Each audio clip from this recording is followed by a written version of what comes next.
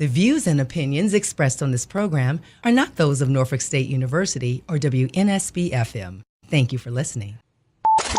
It's Hampton Roads Voices on Hot 91. Hi, everybody. Welcome to Hampton Roads Voices. I'm your host, Benita Adams, and I'm telling you today we're going to talk about fatherhood. Fatherhood, truths, lies, and myths. Of course, in honor of Father's Day that will be here in this weekend, we really wanted to get down and have a good conversation about fatherhood. What does it mean? What's involved being a good father? What about our relationship with our father? And we have three extremely knowledgeable guests, two in the studio and one on the line. First, Ben Waterton from the City of Norfolk Fatherhood Development Group, Norfolk Department of Human Services. Ben, thank you for being here. Thank you. And then we have Dr. George Reed from the New Chesapeake Men for Progress Educational Foundation. Dr. Reed, thank you for being here as well. Certainly. Thank you. And on the line, we have Will Levice, and Will is a journalist, talk show host, and author of the book, Dear Daughter. Will, thank you again for being here. Hey, appreciate you. Okay. Well, we want to jump right in and start our conversation, but again, we want to make sure that you call in with your questions and comments and your experiences about being a father, about your experiences about having a father, and just overall your background and so forth. So the number to call is 823-9110. Again, 823-9110, Hampton Roads Voices. I'm Benita Adams, and we're talking about fatherhood. So, gentlemen, let's start talking about just overall about fatherhood, how it's changed over the years, and about some myths and stereotypes of being a father. So, Will, I'm just going to start with you. What does it mean to be a father in this day and age, or and how has it changed? What does it mean to be a father? Well, for me, I think it means being present. You know, one of the things is that when you consider the impact of DNA and what we know about DNA and how it affects our lives, that it's not just environment, but it's also nature and nurture that helps to define us, who we end up to be as adults. As a father, even if you're not around physically, you're still present in terms of DNA. You're present. And so then if you're going to be an effective father and raise someone to be a healthy adult, you really need to be physically present and to be able to feed that person the things that they need, that child, daughter or son, the things that they need to be a healthy adult. So for me, it's really about recognizing that if you're not physically around, you're still around. Mm-hmm. Your DNA is having an impact. And if you're going to be an effective father, you really need to be present in the lives of your children, affecting them and being active in their lives in every way. Ben, what are your experiences in terms of, what are you saying? What's fatherhood? I agree with what Will said. He basically summed it up there. Fatherhood has changed a lot over the past 5-10 years. In part, we have fatherhood initiatives to thank for this, but also there's been a changing consciousness. President Obama was noted for his fatherhood initiative speech in 2010. There have been fatherhood initiatives popping up all over the country. Over the past few years, it's really been catching steam. I've been pleased to witness it, be a part of it, not only in this area, other localities across the state. There are men and fathers who are very aware of who and what they are. So I would say from my perspective, there's more involvement, more self-awareness, and a desire to do the right thing. And everybody grows in their own time, too. We all don't learn everything at once. It's a process. I completely agree with you when you say it's a process. That's with anything, the child, the mom, the dad, that it takes time to grow and mature and to fill in the blanks, as it were, to become that parent, that father, that child, and maybe that spouse is looking for as well. Dr. Reed, I'm going to throw the same question to you. Well, I certainly agree with what has been said. However, one of the things, if you grew up in the 40s, 50s, and 60s, to me, your dad was a shadowy figure during the day. He got up and went to work, and he came home in the evening. His role, if you would look at it, was one you looked at as a disciplinarian. I can remember so often my mother telling me, wait until your dad come home. He'll take care of this.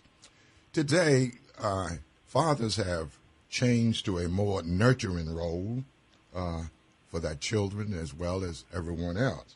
So that part, to me, is one of the major changes. Another change is the kinds of things that dads are faced with today are quite different than they were years ago, particularly young dads having to deal with the contingencies of newly married, new children, work, and all of those issues. So many times children are in the hands of keepers, and this diminished that role for dad as well as mothers. But overall, dads today are serving in a more nurturing role in the sense of raising their children and being there for them. It is certainly important that the dad be there. Now, when you say more of a nurturing role, Ben, do you think that has something to do with what you said, the initiative and information that's out there and opportunities? Do you think that that's a part of the changing roles and the nurturing aspect then? I definitely do. I think one of the first fatherhood initiatives, at least that I'm aware of, came about over 20 years ago. Okay, and as I said earlier, it's been catching steam over time.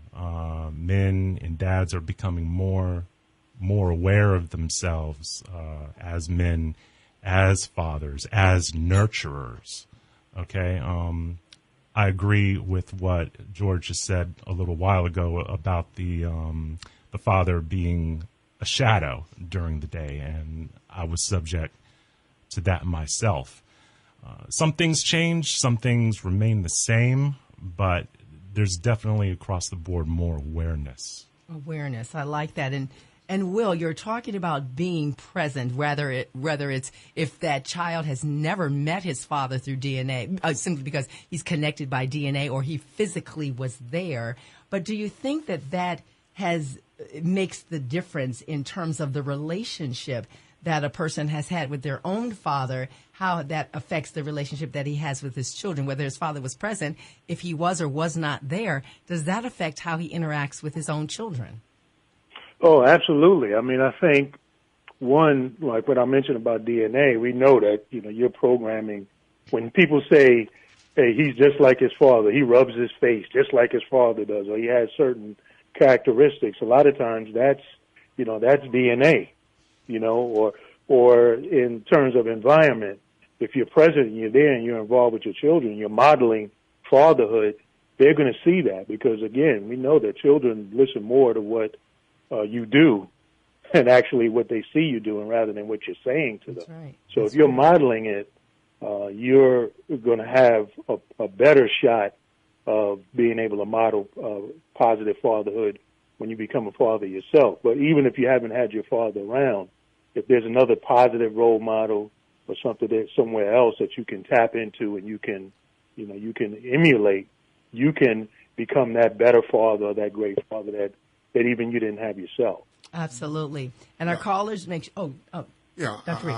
if I could piggyback on that, what Will has said, fathers are a tremendous resource to a child. Mm-hmm. He has a lifetime of experiences, and we must keep in mind developmentally that up until about age 3, a child is gathering the instruments to learn, and after 3, he's reading or engaging in the environment to learn.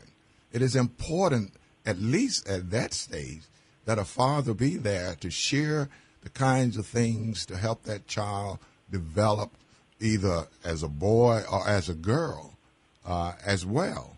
So being there is critically important, but sharing and modeling and teaching are all important to the development of that child.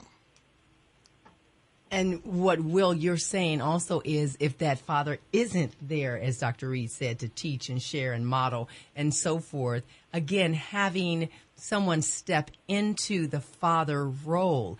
Is that what I'm hearing you say? Will? I'm sorry, I didn't hear you. You faded out. I'm saying that Dr. Reed just said that the father is a resource to the child, and he needs to be there to share and to model and to teach. But should I infer from what you had said before in your other comment that if that dad isn't there, that someone else needs to step into that role? And if that is the case, can it be the mom, or does it have to be another man? Well, I think in terms of understanding, I mean, there are differences between males and females. I mean, it's just, the science has identified there are different tendencies. So in terms of, but when you start getting into gender and roles, absolutely there are things that a mother can teach a son or teach a daughter about responsibility, about doing things, about being functional in society that doesn't require you having to be a male in order to teach that. Mm-hmm. But then there are certain things in our society about roles that different genders have and different things that you can only see and get an understanding of from other males.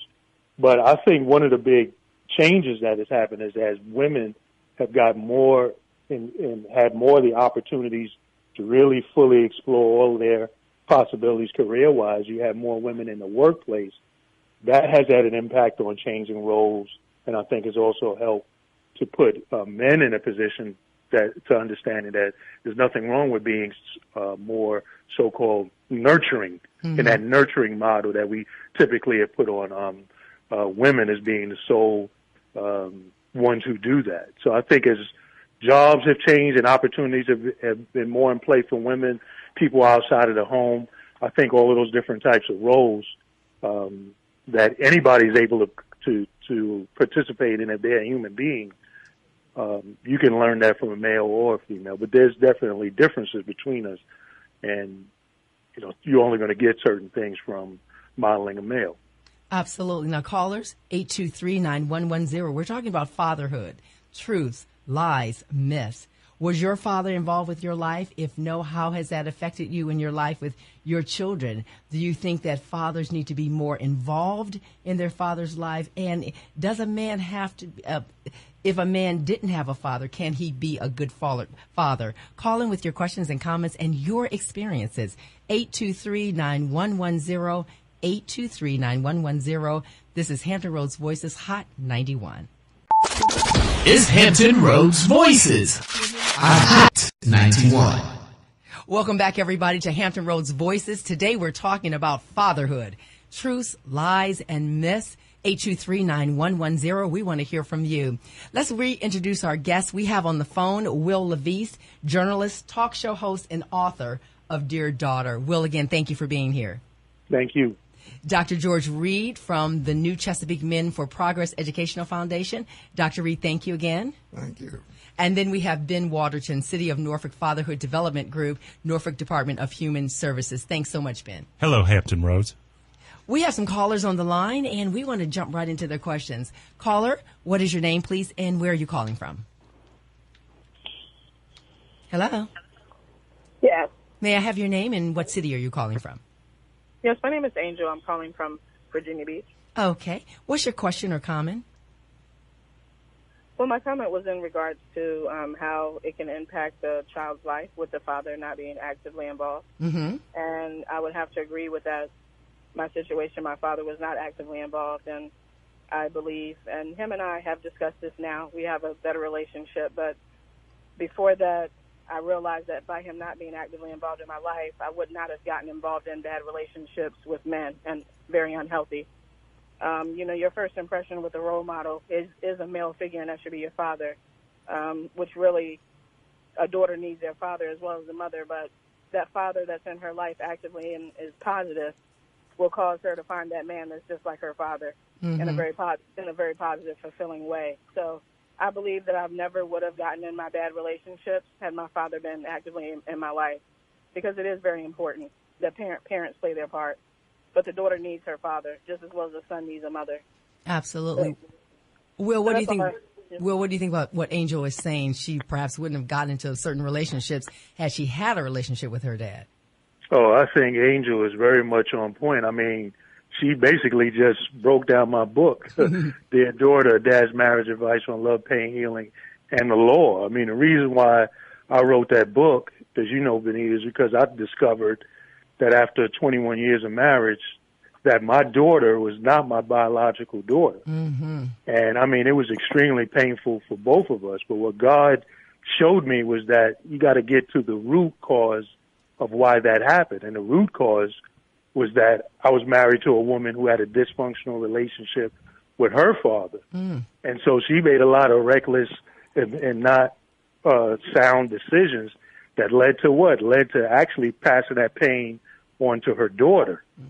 And so in my book, what I do is talk about those kinds of things that a father would be sharing with their daughter to help them be exactly what Angel said, a healthy woman who's going to make good decisions about her life in general that would include, and most likely, her love relationships, so that ultimately she doesn't end up hurting her children.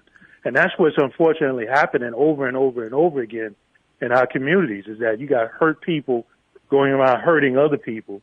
And most of the time they're hurting the most innocent, their own children that they say that they love. Right. And so I've tried to maintain, and my daughter and I remain close. We text, talk all the time. And I've tried to model and maintain that tight relationship with her to help her heal and to be able to be a healthy woman, make good decisions. Absolutely. So she's on point. Ben, what do you think? What Angel is saying? Did Angel say that she had reestablished that relationship with her father? Angel? Yes. Mm-hmm. Okay, that's very good. So now, at this point, would you say you've been able to? You're in a better place now than you were. In other words, you're able to see relationships now more closely than you were.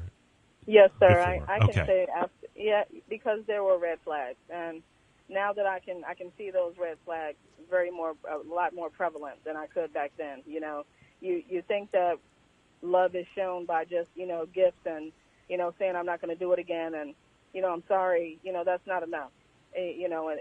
Action speaks louder than words, and it's really a better, healthier relationship that I have with my father now. And after talking with him and having a conversation, he actually feels the blame of that, and he's really apologized to me. It did take a heaviness off of me when he did that, because I sincerely believed my father. I know he wanted to be there, but whatever decisions he made, they weren't the right ones. And at that time, I look at it not ready to be a parent, but I don't hold a grudge with him at all. I've had to learn things in my life and just really understand that things happen, and regardless of how people treat you or what you're going through, try to maintain your own self-worth and your own self-esteem to keep yourself going. And it's hard to do that, but there is a way to do that with practice. And so I must say I'm in a better place now. And I commend you for being able to work through that. And for all the dads that are listening out there, you are modeling, okay, for your daughter, as Angel just talked about, okay? The daughters are going to pick relationships, whether you're there or not. And, Yep. of course, you want to provide the best modeling that you can. Will, you want to jump in? Yeah, I mean, I commend her. I wanted to ask Angel, did you get counseling for that healing to be able to see clearly like that? Honestly, sir, counseling for me was going to college, to be honest with you. College was therapy for me. I enrolled in social sciences at TCC, and I was taking psychology courses because I knew that once I finished that, my associates, I could pursue my bachelor's in psychology. And upon doing that, it was just therapy for me. I was able to understand why I think the way that I think, why I do what I do. It helped me understand myself. It helped me understand the things I've been through. That's why I act this way. It helped me to understand characteristics and how to be a better person.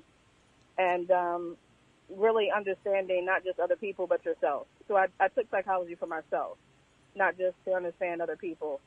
And it really helped put me in a better place, because then I was able to accept what happened to me from my father not being in my life. I was able to accept the things that men were doing, and I could blame myself, because really I was choosing these men. It's not the men's fault, it's my fault. And I had to take the blame of me getting in these bad relationships, because really I didn't know any better and didn't have a relationship with my father. So I just think it was growth for me going to college and really getting the knowledge and experience of myself, just better therapy to know who I am and what's happened in my life and to keep going. Absolutely. Angel, thank you so much for your call. We have another caller. Caller, what is your name and what city are you calling from? Hello, caller. You're live on the air, Hampton Roads Voices. I'm Lydia Waddleton, and I'm calling from Virginia Beach, Portsmouth. And what is your name again? I'm sorry, I couldn't hear you. What is your name? Lydia Waterton. Lydia. Okay, Lydia, what is your question or comment? That's my little girl. Oh, hello. Hi, sweetie. Daddy loves you. I love you too. Eat your vegetables. They're full of vitamins and good for your digestion. And now you're famous, just like me. Lydia, thanks so much for calling in with your dad being on the air. But can I make a comment on Absolutely. what Angela has said? Dr. Reed. And I want to commend her for what she has accomplished. But we need to keep in mind that how many parents attend a parenting class to learn how to be a parent? Mm-hmm. One of the things that when I'm working with people, particularly children or parents, I suggest that they look at the whole process in a holistic sense. You have to look at both the physical, intellectual, social, and spiritual part that you want to leave with a child.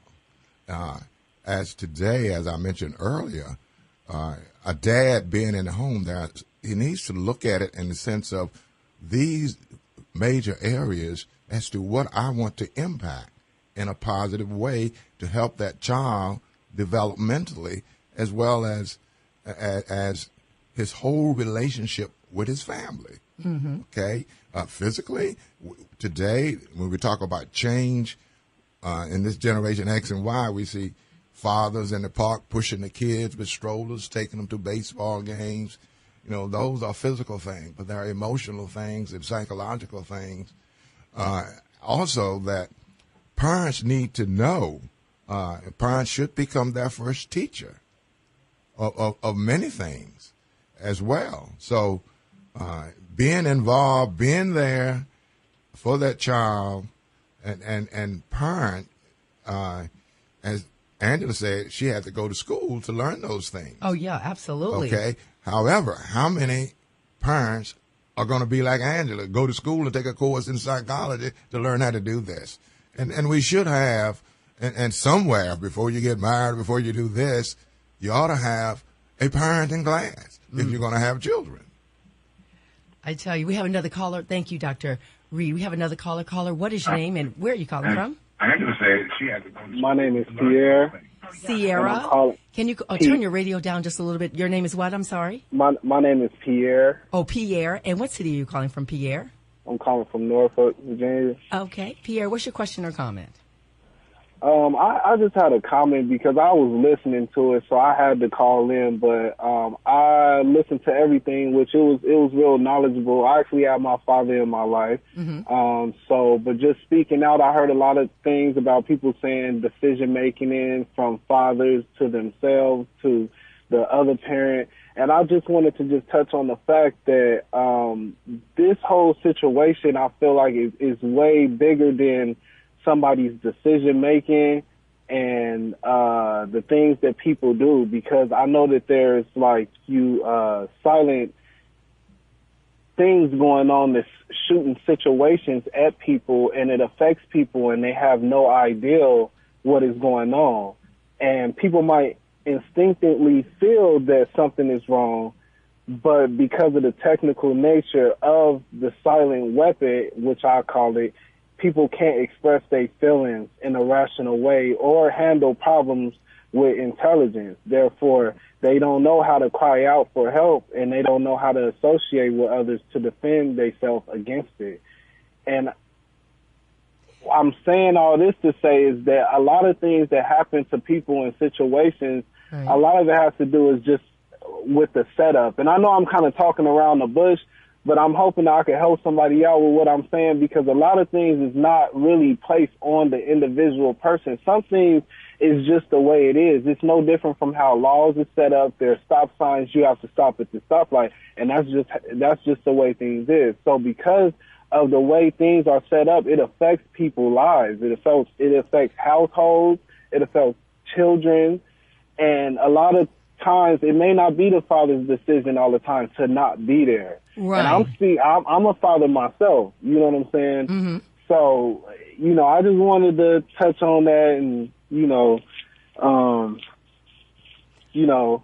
So touch you're saying on that a little bit. Sometimes it's just how things work out. Well, what do you think about? I'm hearing Pierre say that there are certain circumstances beyond our control, or societal things, or those kinds of things. What do you think about what Pierre is saying?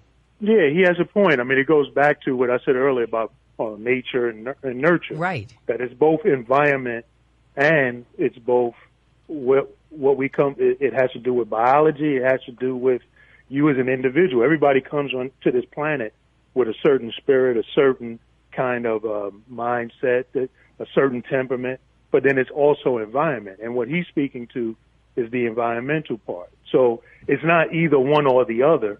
It's both. And depending on the situation, one can be more prevalent than the other. So, for example, when I mentioned DNA, if it's in your family line that you have a certain kind of disease, for example, then that is what it is, but that doesn't necessarily mean one person's environment may enable them to be able to overcome the limitations of that disease based on environment. He's right. It's not one or the other. It's both. It's both. And just the last thing, like you said, I just feel like a lot of things, the way like social economics, the way things are set up, I feel like it attacks people's vitality, their options, their mobility of an individual, like understanding. It's like manipulating, attacking sources and natural, things that go on in people's lives, mental, emotional strengths and weaknesses. And that stuff that I feel like is way more important and for somebody to know than just the obvious, oh, he's not there and somebody getting mad. But really, it's a way bigger picture behind why somebody could not be there. And a lot of times we just take it out on each other, breakups and the families being destroyed. But really, there's a bigger picture behind what is really going on to why people, the options that they chose, the situations that they in, right? And things that they're going through. There are a lot of things. Pierre, thank you for your call. No problem. All right. Ben, what did you think about what Pierre said before we go to break? Right. A lot of that is very true. I think it depends upon one's circumstances, exactly what the challenges are with respect to not being able to be there. Dads, your role is a communicator, okay, to the best of your ability. If for whatever reason you cannot be there, pick up the phone, use social media, okay? Ask for guidance, seek help, never stop communicating, try to work things out. So you're saying that if the father can't obviously be there physically, try to make some sort of connection if possible. Yes. If possible. And Pierre was saying sometimes there are things beyond our control, and sometimes perhaps the dad wants to be there, but for whatever reason he cannot be there. And then, as Will is saying, it's not one way or the other. Sometimes it's a combination of the two. So what are your experiences as you're listening? Our number is 823-9110, 823-9110. We're talking about fatherhood, truths, lies, and myths. We're Hot 91. Keep it locked here. Is Hampton Roads Voices on Hot 91. If you're just joining us, I'm your host, Benita Adams, and this is Hampton Roads Voices. We're talking about fatherhood today, truths, lies, and myths. Let me reintroduce our guest. We have Will Levice on the line. He is a journalist, talk show host, and author of the book, Dear Daughter. Hi, Will. Hi, Benita. Dr. George Reed from the New Chesapeake Men of Progress Education Foundation. Dr. Reed, thank you again for being here. Oh, thank you for inviting me. And from the City of Norfolk Fatherhood Development Group, Norfolk Department of Human Services, we have Ben Waterton. Hey.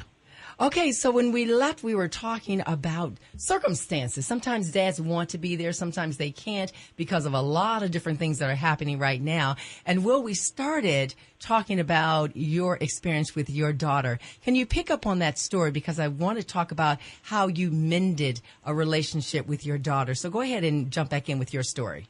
Yeah, I mean, actually, one of your callers, as I mentioned, Angel, who called in as a daughter who had a dysfunctional relationship with her father, impacted a lot of her love relationships. I'm an example of that guy who connected with a woman similar to Angel, who had that dysfunction, and was married for 21 years and had a lot of issues and difficulties as we were raising a family. And then, like I said, I learned at the end, as we're going through a divorce, that our youngest child, our daughter, is actually not my biological child. And, you know, these things happen time and time again. And the thing is that God led me to really look at what was the root cause of this. And it actually came to fruition when I was speaking before a group of women who had daddy issues. I mean, that was the name of the gathering. These women who, similar to Angel, realized how they were wounded early in life, how it's affecting their love relationships, how they're passing pain on to their children. And it was really, after they heard my story, it wasn't a dry eye in the room because they saw themselves as daughters. They saw themselves as mothers, and you wouldn't want to pass on something like that to an innocent child. What happened next is they began asking me questions as a father, as what are the kinds of things that men are thinking, that fathers are thinking that would share. And it's really through talking to those women that God showed me this is what the book needs to be about. And so it's really about whether you're a woman or a man, if you had a dysfunctional relationship with your parents, you got to come to peace with it and realize that if you don't, you're going to transfer that pain onto your children or to the people who you claim to love the most. And so I encourage people to get counseling, get good counseling. There's no shame in it. Unfortunately, that's something in the African-American community that a lot of us have been taught to shy away from. That's right. Came through slavery, had no mental health care for that. And a lot of times we went to music or we went to medicating ourselves through alcohol and drugs. And we see that kind of evidence. We see that still going on in our communities.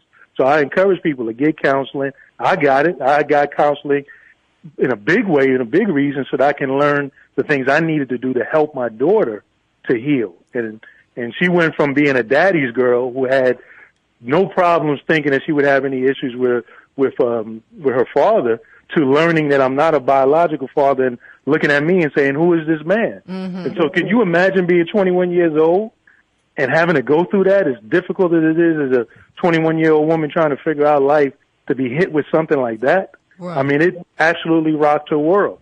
So we remained close.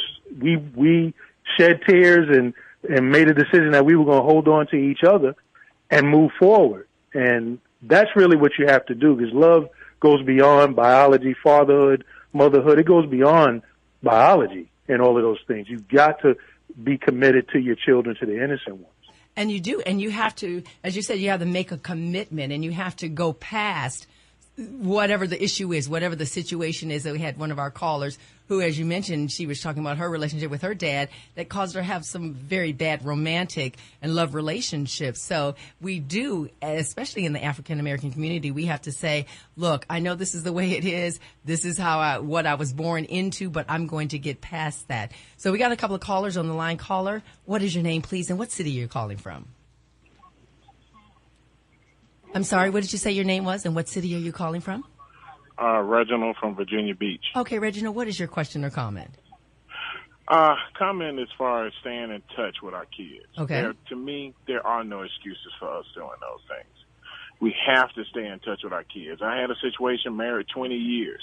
Me and my wife went through a separation, split the kids up, and it was because she was angry. And like one of the speakers was speaking about the fact that he was married 20 years. Mm-hmm. He was married 20 years and found out the daughter wasn't his. And some women can have, or some people actually can have some kind of situations that they don't even understand is scarring their kids.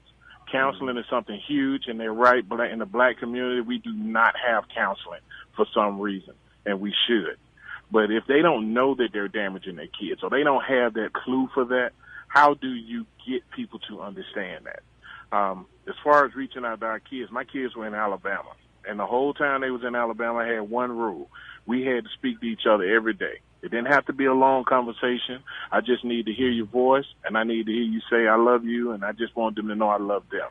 Because I know sometimes we feel as parents that when we talk to our kids, we're not in their life, that we need to have these long conversations with them. Right. Otherwise, it's not meaningful.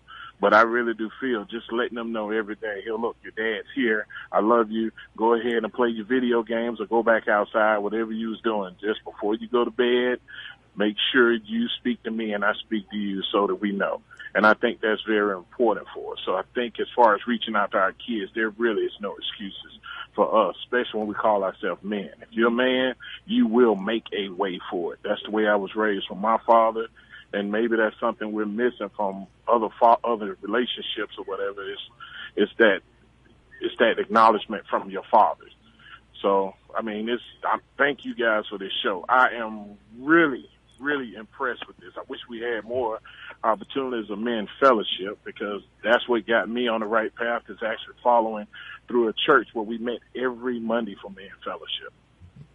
And I think that's important to have that community that we need. Dr. Reed, your comments. I think Reginald has said something that is very important. Being there today, being there doesn't mean you have to be there physically all the time, as the other gentleman called, but the difficulty he had trying to be there. With the amount of communication and technology today, you can reach out on, FaceTime, all kinds of different media to be in touch with your child, yes, and family. But you have to use these things. It is quite an emotional thing. I think people first have to deal with themselves. Do you really want to be a good parent or not? And once you make that decision, as Reginald has said, you will find a way to make contact on a regular basis with your children. And that's an important part, Reginald. That's what you're saying, that you've got to first reach out and want to do that. Ben, what are you thinking about what Reginald's saying? I think Reginald is a shining example of what needs to be done out there, the initiative that was taken from him. He knew he was there, and he was going to be there, and he led by example, made it happen, and reached out. So, man, thanks for calling in, Reginald, and sharing that with all of us. Well, thank you for having this session. So, I mean, it's really important. I hope everyone reaches out to the city of Norfolk. All of these programs we have for fathers, swallow your pride. Pride is the step before destruction. So please, we have kids out here that need their fathers, regardless what anyone else may say. You're the man for that child. Always make sure we're reaching for them. We have to. If we want to change our future, that's how we do it. Absolutely. Right. Reginald, thank you so much for your call. Thank you. And that's what we're saying, getting in touch and being there for our children. Restoring broken relationships, sometimes that happens, but trying to bond. So, Ben, let's talk a little bit about, and then we're going to move to Will, talk about how we bond broken relationships with our kids. And then sometimes, how do we even just start the bonding process with that? How do we do that? So broken relationships are really tough. Okay, whether it's a child or teenager or an adult child, the biggest thing is you have to let time do its part and let it be a part of the healing process. Dads, you have to reach out and don't stop reaching out. You have to do the right thing, and if you're not sure of yourself, and that's okay, ask for guidance. Be the best person you can be. Keep in mind that the child or adult child also has to be willing to be a part of that process too. Don't beat yourself up over it if you don't think you're not making progress. You can't change the past, but you can craft the future. In terms of bonding, okay? We've talked about this all during the show. Be there, be available, That's right. emotionally, physically, mentally. Be a listener. Hear them, because all children want to be heard. And then talk, interact with them, spend time with them. You can cook with them, because children love teachable moments. You don't have to spend money, just to go and be there. You can take them to the park. There are lots of things you can do. You can research online things to do for free. And one thing I want to add is don't zone out on them watching football or sports. Okay? Let them, if you're going to do that, make it an activity for both of you. Let them see your excitement. Make popcorn, make something to eat, and include them and teach them about the sport. I think that's absolutely right, because that's what we're saying. You just need to be there in some form to let them know what's going on, that you care about them, and all of that's important. Dr. Reed, what do you think about that? Ben has said a mouthful. I don't know how much more I can add, but that bond and doing things together, that's where the resource of experience you have come to play. While you're doing those things, share those positive things that you have done in life. Those will serve as future guides for the young people. And Will, with you and your daughter, as you said, you both decided to stay in touch and keep texting and talking and so forth. Did you initiate that, or did she initiate that, or that just was something that you two decided together? Yeah, I mean, that's a great question. I mean, the interesting thing is that when we learned the truth, there was a period, because we had been very close. I mean, she's like a classic daddy's girl. And when that happened, we were still living together. Mm-hmm. And there was a period where she has begun to just shut down and wasn't really talking to me. And, I confronted her about it, not in a, in a violent way, but I said, what's going on? I didn't do anything to you. And then what happened was she actually wrote me a letter. And then we started corresponding in that way. She wrote me a letter talking about what she was feeling and how it wasn't my fault, and that she was just really feeling lost, and then I responded. And so that's really where the roots of Dear Daughter, there's letters in the book that reflect, how we began to communicate. And so that's one thing that people can do when they're having that difficulty. A lot of times people have difficulty with face-to-face conversations. You can begin by writing it down and going and taking that route. But most of all, I think as a parent, you've got to put your mindset and put yourself in the frame of mind and saying, what is best? What does my kid need for them to become whole? And be willing to do anything in reason, to make that happen. And sometimes that requires you as a parent, as an adult, as the older one, to humble yourself and say you're sorry. That's right. Or to not say certain things and let them really air out what they need to say. But I think where we falter a lot of times is parents not really being willing to do what the child needs to be healthy, even though what we may need to do may not feel that great. That's right. You've got to be willing to do that. And I have heard sometimes the father of an adult child say, well, look, he's grown. If he wants to come talk to me, let him come talk to me. And I think many times somebody has to bridge the gap. Somebody has to go across there and say, and perhaps it is that dad and saying, look, son, daughter, what have you, I know you're hurting right now. I've made some mistakes, what have you. So somebody's got to cross the bridge. But I love it that you say, Will, that you've got to say, what is in the best interest of my child? What does he or she need? How can I pull them back in? Ben, you want to make a show? I just want to, I want to add 2 cents to that.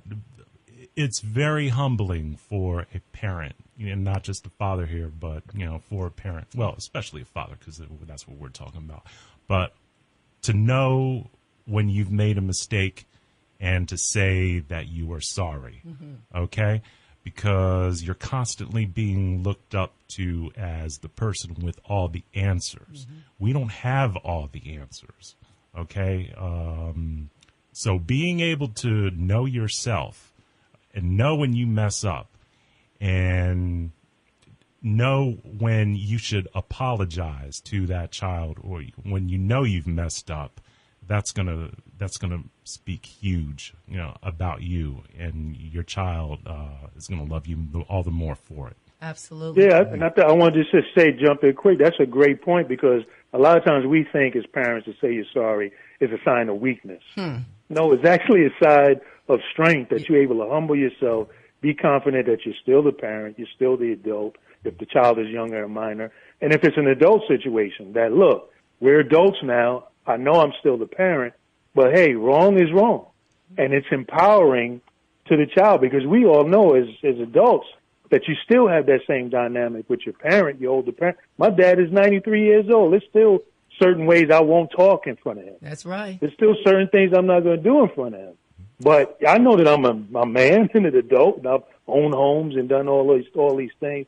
Sure, but we have to be able to think in terms of what's the best for the other person, and realize that saying you're sorry, admitting that you're wrong, not a sign of weakness. That's a sign of strength. It absolutely is. That's one of the problems. Absolutely. Yeah. Absolutely. Dr. Reed. What I want to say, I think Will has made an important kind of concept that as a parent, from the time that child is born, you're going to have to make some sacrifices. You cannot be everything to everybody and raise a child correctly. And all of us could probably tell you a story where we either made a sacrifice to take care of a child and delayed it, or didn't get it done at all. I know I have stories of that nature, but important is that we must attend to the needs of that child and help that child developmentally to become a good person. Thank you, Dr. Reed. Now, we're going to have to take a break right now. We're talking about fatherhoods, relationships, whether you have adult children, whether your father was in your life. Give us a call. Let us hear from you, 823-9110, 823-9110. We're talking about fatherhood, truth, lies, and myths. This is Hot 91. It's Hampton Roads Voices on Hot 91. Welcome back, everybody. I'm Benita Adams, Hampton Roads Voices. We're talking about fatherhood, truth, lies, and myths. Don't forget to call in 823-9110, 823-9110. Now, Will, I'm going to jump right back in with you. We're talking about fathers being present. And when we were off during the break, you were talking about the CDC study about a myth about fathers, black fathers specifically, not being present. Talk about that a little bit. Yeah, exactly. I mean, that was in 2013. CDC put out a study where they looked at, the state of fatherhood across the country, with all different racial groups, and found that black men were actually more engaged with their children than their white and Latino counterparts. So we often hear, black men are not involved, and half of black children are growing up, 70% are growing up to single mothers, and that may be true, but that doesn't necessarily mean that the fathers are not involved. Mm-hmm. So what the study showed was that the fathers may not be in a relationship with the mothers, but they are still very much involved with the children at higher rates than others. And so part of the problem is we keep, it's internalized racism. We keep buying into the negative stereotypes that have been put on us for obvious reasons. And we really need to get our facts straight, understand who we are, and do the best that we can by our children. Absolutely. And black men are doing that.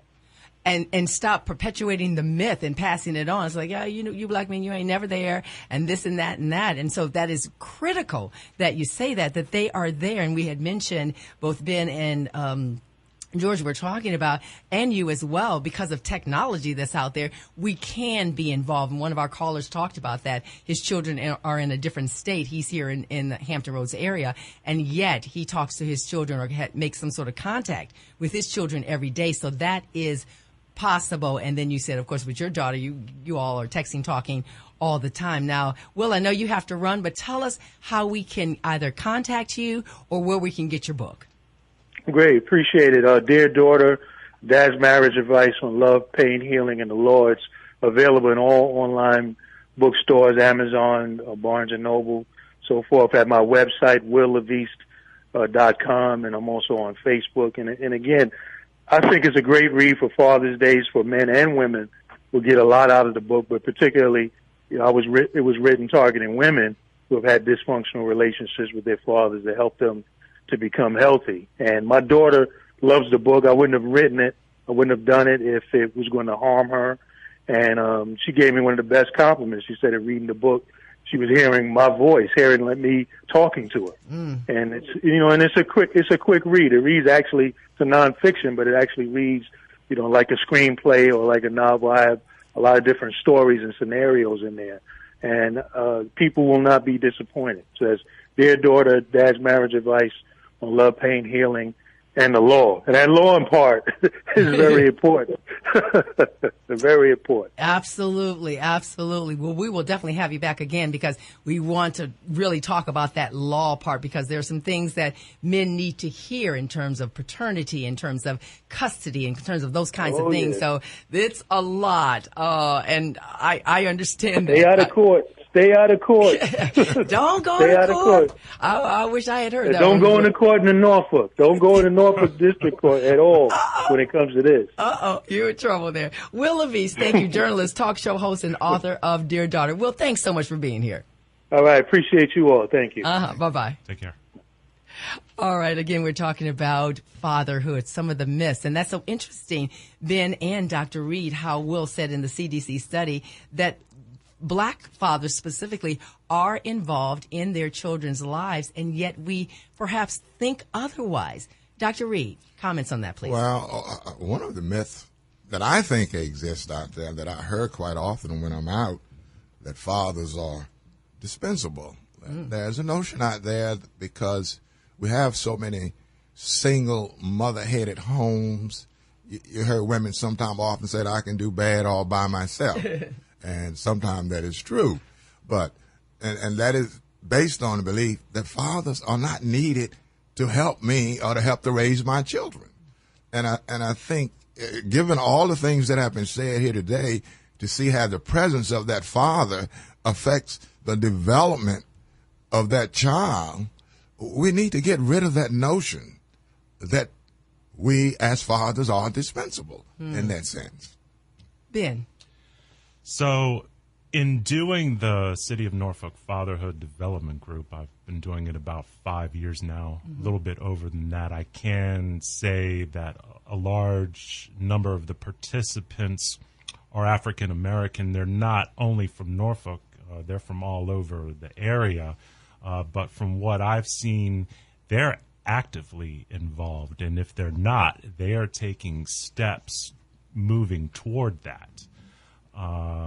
One stereotype that's out there is the deadbeat dad.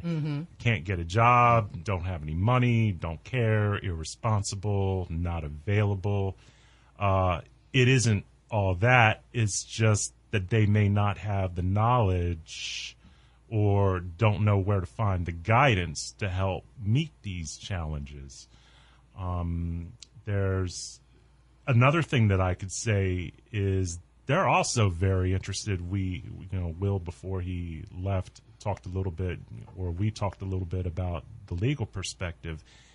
They want to be recognized for the efforts that they're putting into the process, and they want to know their rights and what's out there. Unfortunately, the court is viewed upon, and probably in the minds of some fathers and whatever their experiences have been out there, probably rightfully so. The court is the bad guy, but it's just knowing how to navigate it. Absolutely. You do need to know what resources are out there and to, as you said, to meet those challenges and those resources. And I think one important part, too, is in terms of knowledge, information, and resources, is mentoring. The older fathers, the more experienced fathers, mentoring the younger fathers, the newer fathers. Maybe they don't know how to be present, as we talked about. Maybe they don't know, exactly all the technology and how important it is to stay in touch with the nurture or nature. And so, Dr. Reed, I'm going to throw that to you in terms of the mentorship piece with fathers. Well, it is very important. I've been mentoring students and adults for over 40 years. To give you a very close example, as a father, I think most fathers mentor their sons. And I know I have. We need to share those positive things, how to navigate in a complex world. And most of us, as we get older, we have experienced these things, and we can share them with the younger father.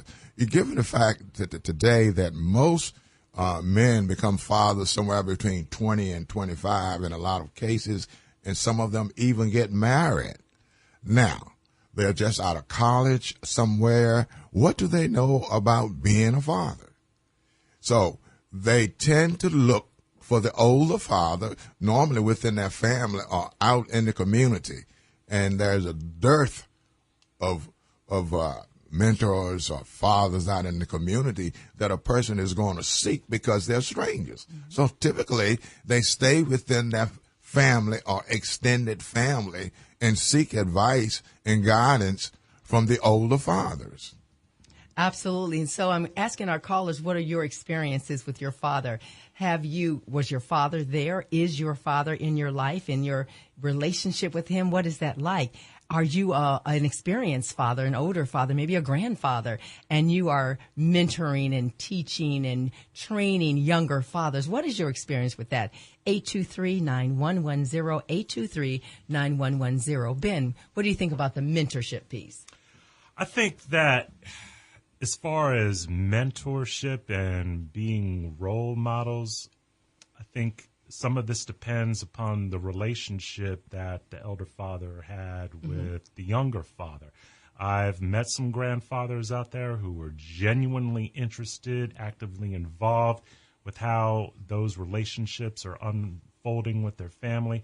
I've also met some fathers, good fathers, who had to rely on their mothers, aunts, or grandparents growing up. I think consciously and subconsciously, there are things that we pick up from our parents or parental role models, for better or worse. And if for worse, it is incumbent upon that father with the right support and guidance to identify what his challenges are and meet them. Absolutely, and that's important. And so that's what we're asking you, 823-9110. We're talking about fatherhood, truths, lies, and myths. I'm Benita Adams. This is Hampton Roads Voices, Hot 91. Is Hampton Roads Voices, Hot 91. If you're just joining us, I'm Benita Adams, your host, and this is Hampton Roads Voices. Today we're talking about fatherhood, truths, lies, myths. And we're asking you at 823-9110, what are your experiences with your father? If you are a father, what is your relationship with your children? What is the relationship with the mother of your children or the father of your children? And we're looking at that. Dr. George Reed from the New Chesapeake Men for Progress Educational Foundation is with us.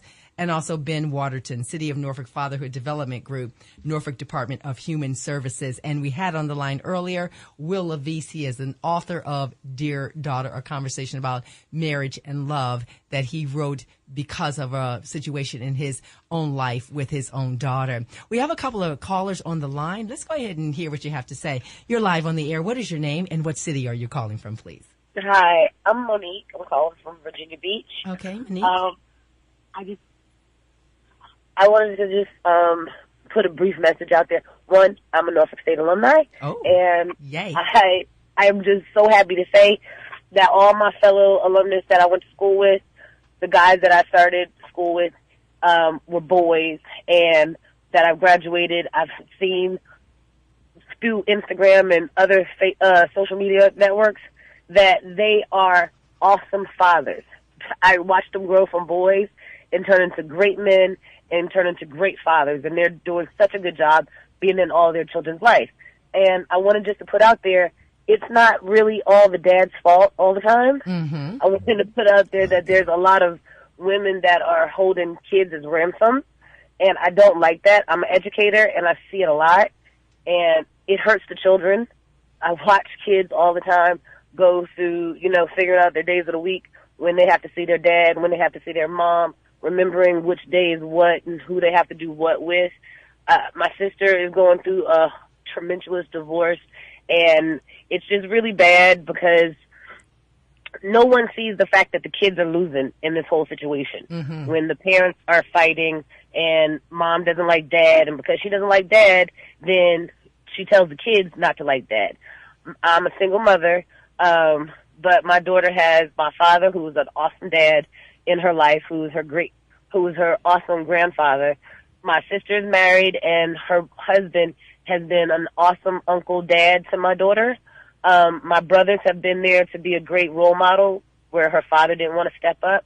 And I just want people to know that just because that man isn't there doesn't mean that you have to browbeat the child with all these bad negative things about it.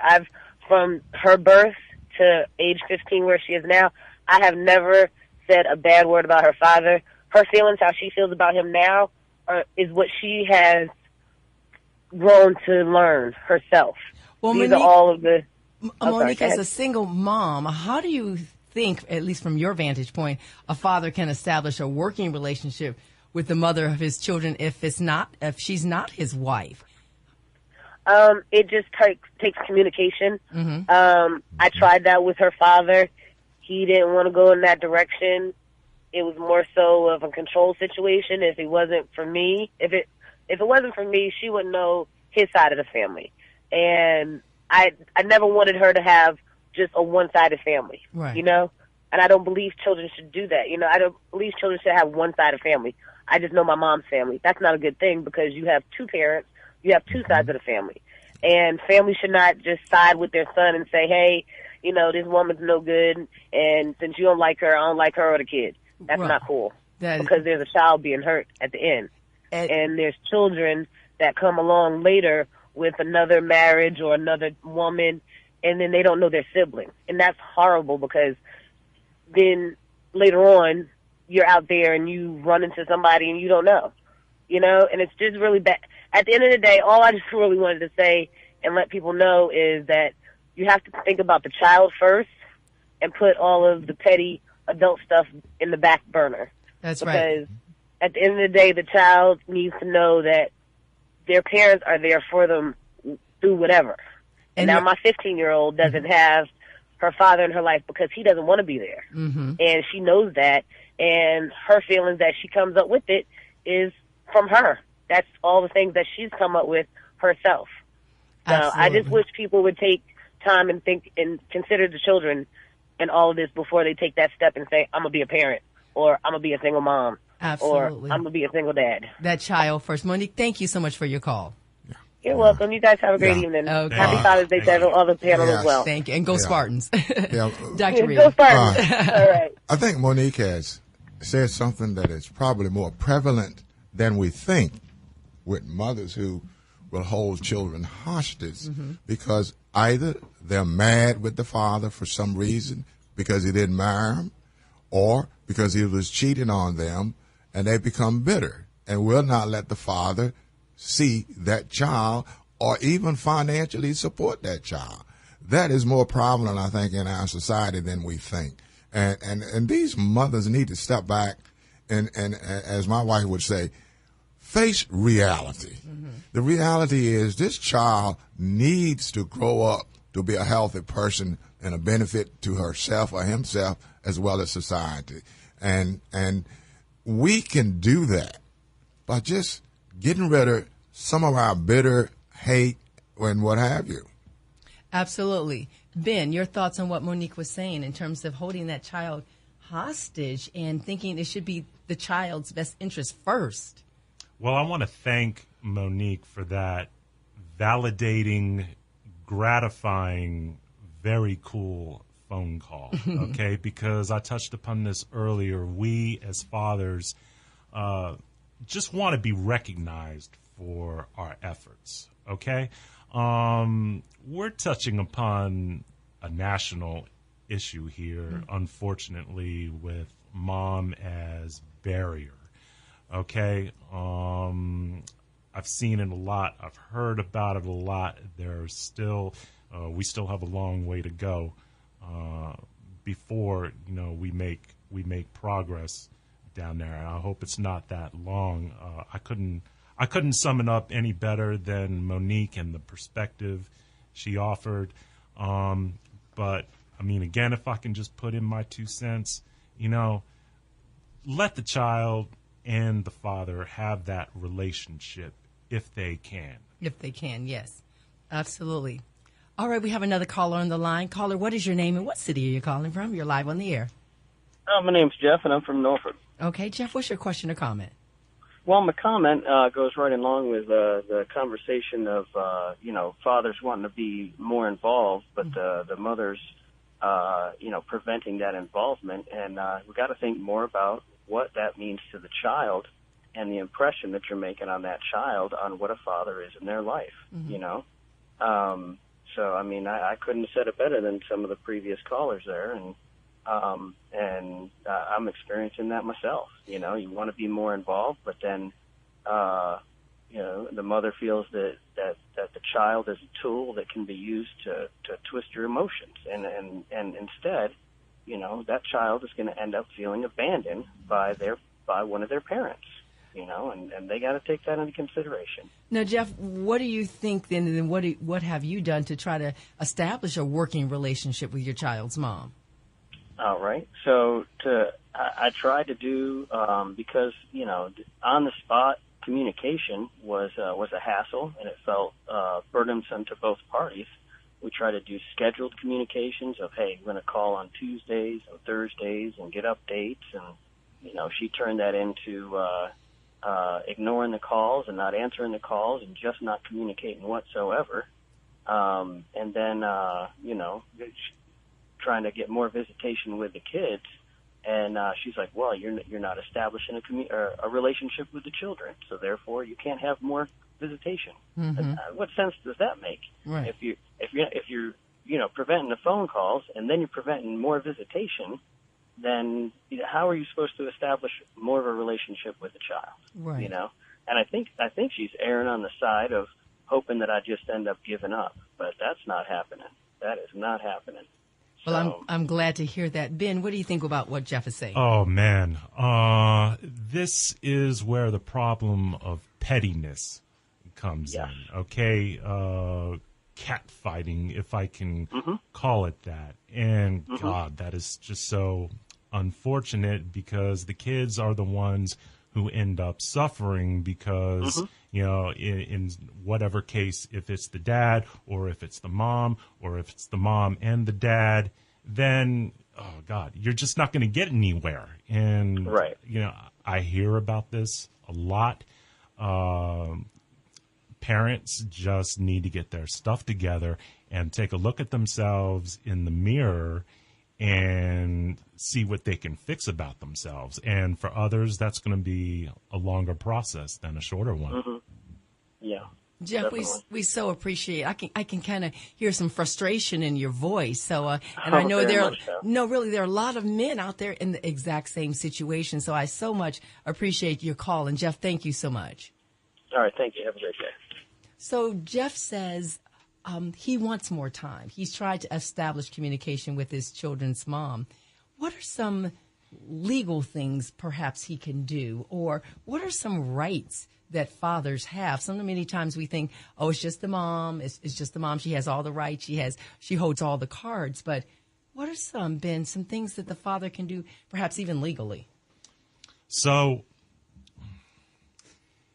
if you have not petitioned for visitation, that is your first step. Okay. That is what you need to do. Get it on the books, okay? If you're having problems, if you have a verbal agreement, okay, sometimes that's going to go south, all right? If you arrange it through the court, get it on the books, okay, you are obligated to that time, okay? And from there, anyway, that's your first step, okay? Another thing you can do, if the court is involved, seek out mediation, okay? You can hopefully iron out a lot of problems with mediation. Not saying you can do it all the time. There are those who won't bend. However, those are a couple of options that are out there. And, let me put this out there. Co-parenting. All my dads that are listening out there are laughing at me right now. But co-parenting, open and honest communication, All right? Do your part. Communicate with each other. Talk with each other. And keep going. I think those three things are really important. That mediation, sometimes it takes a third person because mom and dad can't figure this out on their own. And the co-parenting, I'm telling you, that's something else. But really what you're saying, if it has to go the legal right, petition for visitation, because there are so many fathers out there. And I know you're listening to us right now. You want to be involved with your children's life, in your children's lives, but for many reasons, perhaps that's not happening. Dr. Reed. Well, I think it's important, here we go again, beyond the legal thing, is counseling. Mm-hmm. That's another alternative if two people can agree to do it. I just feel that you need to understand what you're doing to that child. You're handicapping that child possibly for life. They may not ever be able to overcome the deficits they receive by not having a nurturing and companion and developmental kind of process with their father. So that is an incredibly important point that you're saying, that again, as Monique had mentioned, putting that child first and realizing that I don't want to handicap my child in any way, emotionally handicap or physically, of course, but we're talking more emotionally, socially, and so forth. So I want to think about my child first. And I know it's not easy. There are so many challenges out there. There's so many different types of relationships, but just really kind of thinking about that. So this is Hampton Roads Voices, 823-9110. What are your experiences with your father? 823-9110, Hampton Roads Voices, Hot 91. It's Hampton Roads Voices, Hot 91.